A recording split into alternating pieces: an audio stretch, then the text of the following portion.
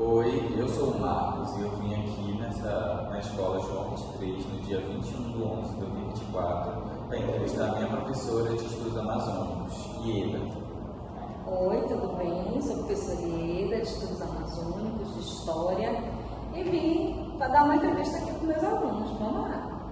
A primeira pergunta é, professora Ieda, o que a senhora acha sobre a consciência negra? Eu acho um marco muito importante para a nossa história, porque ao longo de muitos anos nós, movimento negro, tivemos muitas lutas, e aí então é importante que todo mundo entenda que não é a data, o 20 de novembro, que é o importante. Ele é importante porque ele marca uma história de luta. Mas, ao mesmo tempo que ele marca essa história de luta, ele também dá o significado de que, ao longo de muitos anos, o movimento negro se mobilizou para que existisse reparação, para que existisse uma data onde nós pudéssemos lembrar de todas as lutas, todas as dores, todos os sofrimentos que o nosso povo negro passou ao longo do tempo, ao longo da história. Então, gente, essa foi a primeira pergunta, né? Vamos para a segunda pergunta. Para você, o que é o preconceito? Se a gente falar de uma forma literal, o preconceito, ele é um pré-julgamento sobre algo. Mas quando a gente está falando sobre a questão racial, a gente não pensa só no preconceito em si. Por quê? O preconceito é eu julgar algo, eu ter um preconceito, uma pré-ideia formada sobre algo. Mas quando a gente pensa sobre a questão racial, isso vai para além. Por quê? Você é Marcos, comigo também já aconteceu isso. Quando a gente circula pela sociedade, nós que temos a pele mais escura, o nosso olhar, o olhar que a sociedade tem sobre nós é um olhar de pré-julgamento, porque eles automaticamente nos veem e eles já nos olham como suspeitos. Então, o preconceito, ele está diretamente ligado a essa questão de como é que nós somos olhados na sociedade. Então, quando a gente fala sobre a luta do movimento negro, sobre a importância de termos reparação histórica, é para que a gente possa diminuir todo esse contexto de discriminação, de racialização que é pesado sobre nós. Eu não quero sempre ter que ir em algum lugar e ser olhado e imaginar que o meu lugar não é ali, esse lugar não me comporta. E isso são os olhares de preconceito que a sociedade ainda tem sobre nós. Então, vamos passar para a terceira pergunta, a penúltima pergunta, Então, você já sofreu algum tipo de discriminação? Eu já sofri vários tipos de discriminação. Preconceito, e racismo. Vou falar de um recentemente, mais recente que aconteceu. Recentemente, eu fui convidada por alguns alunos de uma outra escola que eu trabalho para que eu recebesse uma homenagem. O ano passado eu lancei um livro e aí então, por conta disso, eles vão homenagear escritores paraenses e eu, como seria homenageada, fui a uma loja para comprar uma roupa especial para receber uma homenagem, que ninguém quer ir toda batalhada para receber uma homenagem. E eu pesquisei essa loja, achei muito interessante a proposta, eu queria comprar uma roupa que ela falasse muito sobre esse dia, sobre os escritores paraenses, sobre a nossa origem paraense, que desse ênfase nisso. Só que quando eu cheguei lá na loja, eu fui completamente maltratada. Por quê? Porque o atendente, eu acho que ele acreditava que eu não teria dinheiro para comprar o vestido. E aí, então, logo no princípio, eu acho que como toda pessoa que passa por uma situação de racismo, naquele primeiro momento, eu disse, não está acontecendo isso, não pode estar acontecendo isso, não quero acreditar que isso é verdade. E aí tu vais lá e continua, né? Ele te ignora, ele não te dá atenção. Outras pessoas também estão lá na loja sendo atendidas, só que comigo ele me ignorou. Outras pessoas que passam por situações de racismo, elas podem ter atitudes diferentes, principalmente quando você não está habituado a ter que lidar com uma situação dessa, porque é uma situação de defesa. Infelizmente, ao longo da minha história, que já é muito tempo, e por conta da minha trajetória como professora, como pesquisadora sobre relações étnico-raciais, eu identifiquei que era aquilo. E aí, então, eu acredito que o constrangimento ele é pedagógico. Isso eu aprendi num curso de formação, quando eu estava fazendo. É difícil de fazer? É difícil de fazer. Por quê? Na sociedade, nós, pessoas negras, a gente é visto como raivoso, né? Como uma pessoa descontrolada, como aquele que não sabe se comportar nos lugares. Mas quando eu digo que o constrangimento ele é pedagógico, aquela pessoa precisava ser confrontada, porque a partir do confronto ele ia se tocar que o que ele estava fazendo ali era um crime. E eu olhei para a cara dele e disse assim, você está interessado em vender o vestido? Aí ele olhou para mim, me desculpe, eu disse, porque você está sendo racista. Eu nunca mais entro nessa loja novamente.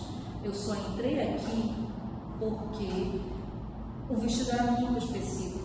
Ele é um vestido, comprei o vestido, né? Um vestido longo, que tem uma bandeira do Pará, então tem todos os detalhes, era uma coisa muito específica. Então eu comprei por conta disso.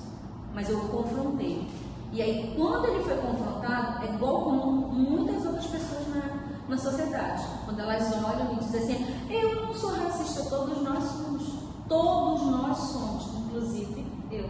Por quê? Porque nós fomos construídos, educados ao longo da nossa vida inteira para sermos racistas. Para entender que uma pessoa negra, ela tem que ser olhada como suspeita. Quando tu vê uma pessoa correndo na rua, se for uma pessoa negra, tu esconde a tua bolsa, tu esconde o teu celular, como se outras pessoas, também dessa sociedade, não cometessem esses atos criminosos. E quando eu o confrontei, e ele se viu ali dentro da loja, envergonhado, ele veio pedir desculpa. Para mim, a desculpa dele não vale de nada. O constrangimento foi pedagógico, por quê? Porque eu acredito que uma próxima vez ele vai ter um maior cuidado no tratamento que ele vai dar a uma outra pessoa. Por quê? Porque racismo é crime. Então ele vai pensar em cometer um ato criminoso novamente com alguém. Gente, só para comentar, não é só negro que sofre racismo. Pode acontecer com um pardo, com um branco, pode acontecer com qualquer pessoa, um indígena, pode acontecer até com você mesmo. O que ela falou aqui é uma experiência própria, dela mesmo. Eu tenho a minha experiência, você tem a sua experiência, todos temos nossas experiências próprias com racismo. Só que tem uma coisa, Marcos. As experiências que eu estou falando é porque ao longo da minha trajetória toda eu identifico e eu consigo perceber. Talvez, por exemplo, muitas pessoas elas já se depararam com situações de racismo e elas não conseguiram identificar que aquilo lá era uma forma de racismo. Por exemplo, se alguém chegar perto de você e ela pegar e começar a amassar o teu cabelo, por exemplo, eu não sei se algum dia já fizeram isso e te incomodou, mas isso, por mais sutil que possa parecer, é uma forma de racismo que ele está tendo. Por quê? Porque o cabelo do nosso outro colega ali não é tocado. Por que não é tocado? Porque eles acham que é o cabelo bom. O nosso cabelo é o cabelo ruim. Quando a gente fala sobre a questão indígena, por exemplo, os indígenas, eles também passam por essa questão da discriminação e do preconceito. Como na sociedade que nós vivemos hoje, as pessoas elas estão muito misturadas, a gente passa por essa diversidade de misturas, então a racialização da cor, ela acaba sendo um fator de discriminação. Mas pode ter certeza absoluta que quanto mais escuro você parecer, a sua imagem for mais escura, mais preconceito você vai vivenciar ao longo da sua trajetória. Quando você diz que uma pessoa branca vai sofrer racismo, não existe racismo reverso. Porque o que é o racismo? Ela é uma hierarquização. Ao longo dessas mais de 300 anos de história, ninguém colocou as pessoas brancas para se tornarem escravizadas. Eles não passaram pelo processo da desumanização. Eles não passaram pelo processo da chibata. Eles não foram subjugados, entendeu? Então é por isso que dentro dessa escala hierárquica não existe racismo reverso. Se alguém dizer, aquele branquelo ali, ele está xingando aquela pessoa por uma característica física, mas ele não é desumanizado. Diferentemente de você olhar para uma pessoa e dizer assim, aquele preto. Porque para um racista, o pior julgamento que se tem é você destacar a cor da pele de alguém. Aí para ele não é suficiente ele chamar aquela pessoa de preto. Ele tem que ir lá e adjetivar aquele preto, macaco, fedorento. Deu para entender? Então, dentro dessa nossa sociedade que nós temos hoje, isso é o racismo, é essa hierarquização, como se o branco ele fosse o superior e o negro ele fosse o inferior. Dentro desse projeto que foi criado lá no século XIX, higienista, para eliminar as pessoas negras dessa sociedade, eles incentivaram a miscigenação. E hoje o miscigenado, ele acredita que ele está distante do preconceito, mas ele não está. Porque você saindo daqui da Amazônia, se você for, por exemplo, para outros lugares onde a tonalidade da pele é mais clara, não pense que você não vai sofrer com racismo. A pessoa mais clara que você encontrar aqui dentro desta sala, por exemplo, que você olha e você enxerga e diz assim, aquele ali é branco, ele é considerado branco aqui na Amazônia. Mas quando ele vai para um outro local, ele não vai ser visto da mesma forma. Deu para entender isso? Então, professora, nós chegamos à última questão, a última pergunta desse quadro que vamos fazer. Então, na sua opinião, o Dia da Consciência Negra é realmente importante para a sociedade? Ele é muito importante para a sociedade. E é mais importante ainda é a gente ter transformado, a gente ter conseguido transformar esse marco em um feriado nacional. Por quê? Ontem foi o 20 de novembro, Ontem foi o nosso primeiro feriado nacional. Então, a gente observou ao longo de todo o dia, em vários lugares, manifestações dessa cultura negra. Então, o negro ele pôde naquele dia celebrar a sua cor, porque no geral nós não somos celebrados. Quando alguém nos olha, eles nos olham e eles falam pra gente que a gente é feio. Ao longo de toda a nossa história, nós fomos colocados como feio, como fedorento, como a nossa cor ela não nos favorecesse. E hoje a gente tem uma forma de celebrar, de demonstrar a nossa autoestima. Tanto é que arrepiei todo o meu cabelo, porque quando eu era criança, eu tinha que domesticar esse cabelo, eu tinha que fazer com que esse cabelo ficasse todo o tempo para baixo, porque eu imaginava que era desta maneira que eu ia me enquadrar num padrão, achar que isso ia ser melhor. Melhor para quem? Para mim não era, porque o meu cabelo não é assim. Hoje, dentro dessa autoestima, dentro desse pensamento, dentro dessa consciência negra, porque existe um livro que diz que a gente nasce com o pigmento, mas a gente não sabe que é negro. Então, a descoberta, o tornar-se negro é diferente. É quando você abraça as suas raízes, a sua ancestralidade e se entende como negro e celebra essa ancestralidade.